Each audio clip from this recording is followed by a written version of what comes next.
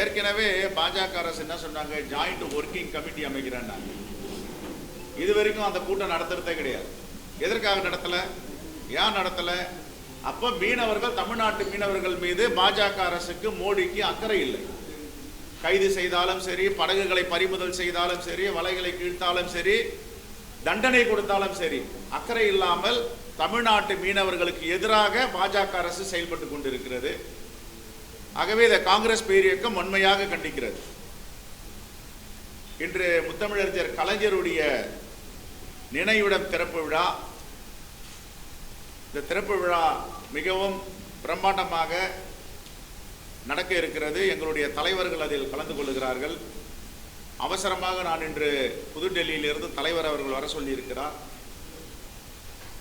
12-15 மணி விமானத்தில் புதுடெல்லி செல்ல இருக்கிறேன். ஆகையால் தான் 11 மணி உடைய பத்திரிகையாளர் சந்திப்பு 10:15 மணிக்கு முன்கூட்டியே நாங்கள் இதை நடத்த வேண்டியதாகிவிட்டது.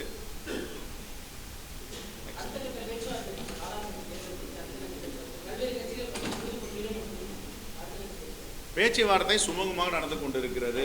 எங்கள் தலைவர்கள் பேச்சுவார்த்தையில் ஈடுபட்டிருக்கிறார்கள். இன்று மாலை 6 மணிக்கு ஒரு ஆலோசனை கூட்டம் வைத்திருக்கிறோம் புதுடெல்லியில்.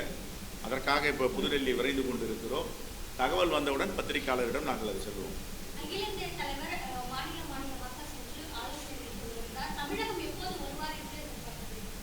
புரியல.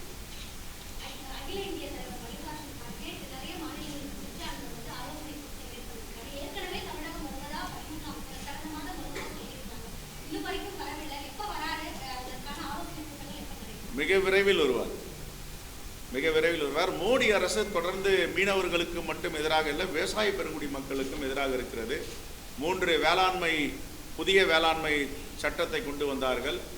வேளாண்மை பெருங்குடி மக்கள், விவசாயிகள்லாம் டெல்லியில் போராட்டம் செய்த பிறகு, பல உயிர்கள் போன பிறகு அந்த வேளாண்மை புதிய சட்டத்தை திரும்ப பெற்றார்கள். விவாதமே இல்லாமல் கொண்டு வந்தார்கள், விவாதமே இல்லாமல் திரும்ப பெற்றார்கள். இப்பொழுது மீண்டும் விவசாய பெருங்குடி மக்களுக்கு எதிராக மோடி அரசு செயல்பட்டு கொண்டிருக்கிறது. இதை கண்டித்து அந்த போராட்டங்கள் அங்கே நடந்து கொண்டிருக்கின்றன. நாங்களும் அங்கே டெல்லியில் போராட்டம் நடத்துகின்ற விவசாயிகளுக்கு ஆதரவு கொடுத்து அதில் கலந்து கொண்டிருக்கிறோம்.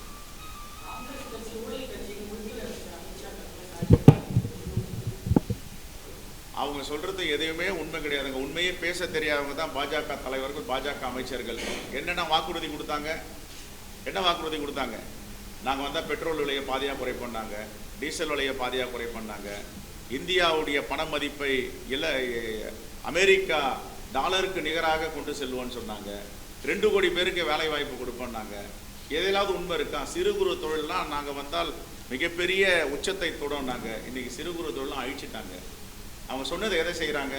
கருப்பு பணம்லாம் இப்போ சொல்கிறாங்க ஊழல் கட்சின்னு. கருப்பு பணத்தெல்லாம் சுவிஸ் வங்கியில் இருக்குது. நான் வந்தால் எல்லாத்தையும் எடுத்துகிட்டு வந்து 15 லட்ச ரூபா ஒரு வாக்காளர் கொடுப்பேன். நாங்கள் கொடுத்தாங்களா?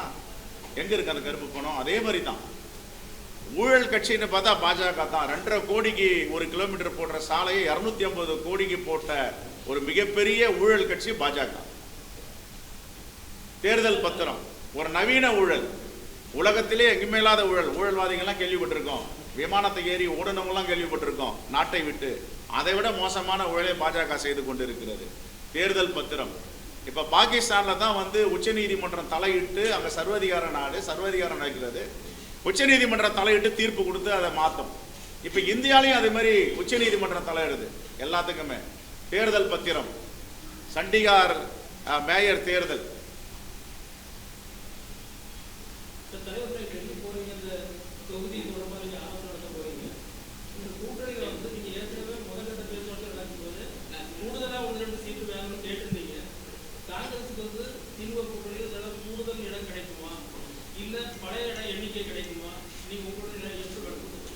நாங்கள் திராவிட முன்னேற்ற கழகத்தை கூட தோழமையோடு இருக்கும், உண்மையான தோழமையோடு இருக்கும், நட்புணர்வோடு இருக்கும். அதனுடைய தலைவர் ராகுல் காந்தி, திராவிட முன்னேற்ற கழகத்தின் தலைவர் தளபதியோடு ஒரு மிகப்பெரிய ஒரு நம்பிக்கையோடு இருக்காங்க.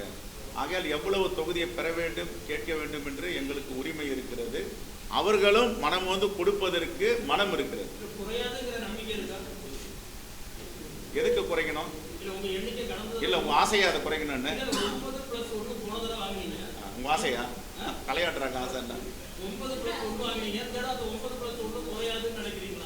எங்க அகில இந்திய தலைமை முடிவு பண்ணும். இன்னைக்கு அந்த ஆலோசனை கூட்டம் தான் கூப்பிட்டு கண்டிப்பா பெருந்தன்மையோடு திராவிட முன்னேற்ற கழகம் காங்கிரஸை நடத்தும், அது எந்த மாற்று கருத்தும் கிடையாது. போன தேர்தல் என்பது வேறு. இந்த தேர்தலில் மிகப்பெரிய எழுச்சி பெற்றிருக்கு காங்கிரஸ் பேரியர். குறிப்பாக தலைவர் ராகுல் காந்தி அவர்கள் இந்த தேசிய ஒற்றுமை நடைபயணம் பாரத் ஜோடோக்கு பிறகும் இப்போ பாரத் நியாயாவுக்கு பிறகும் ஒரு மிகப்பெரிய எழுச்சி பெற்றிருக்க. இளைஞர்கள்லாம் சாரசாரியாக காங்கிரஸில் சேர்ந்து கொண்டிருக்கிறார்கள்.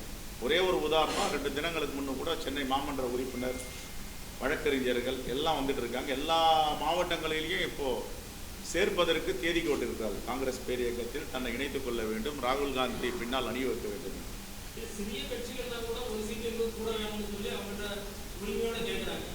நீங்க எதுக்கு குறையாதுன்னு சொல்றதுக்கு நீங்க யோசிக்கிறீங்க? இல்லைங்க, ஒரு நிமிஷம். சிறிய கட்சி நீங்களே சொல்லிட்டீங்க, அப்ப பெரிய கட்சி நீங்களே சொல்றீங்க. எங்க அகில இந்திய தலைமை முடிவு பண்ண எதுவாக இருந்தாலும்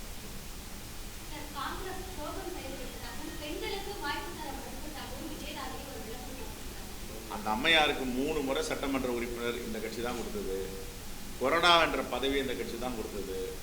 காங்கிரஸுடைய மகிழா காங்கிரஸ் தலைவராக இந்த கட்சி தான் கொடுத்தது. எப்பவும் அகில இந்திய மகிழா காங்கிரஸ் தலைவருடைய பொறுப்பாளராக இருக்காங்க. என்ன கொடுக்கல அவங்களுக்கு? எல்லாமே கொடுத்தாங்க. அது என்ன காரணம்னு போக போக தெரியும் எதற்காக செஞ்சாங்க அப்படின்னு.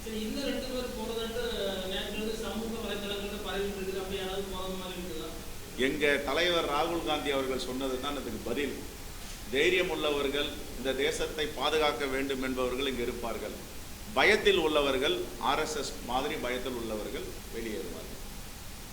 பாதகம் செய்பவரை கண்டால் நாம் பயங்கொள்ளலாகாது பாப்பா, மோதி மிதித்து விடு பாப்பா, அவர் முகத்தில் உமிழ்ந்து விடு பாப்பா. அண்மை செய்திகளை உடனுக்குடன் தெரிந்து கொள்ள இணைந்திருங்கள் இயம்நாடு தொலைக்காட்சியுடன்.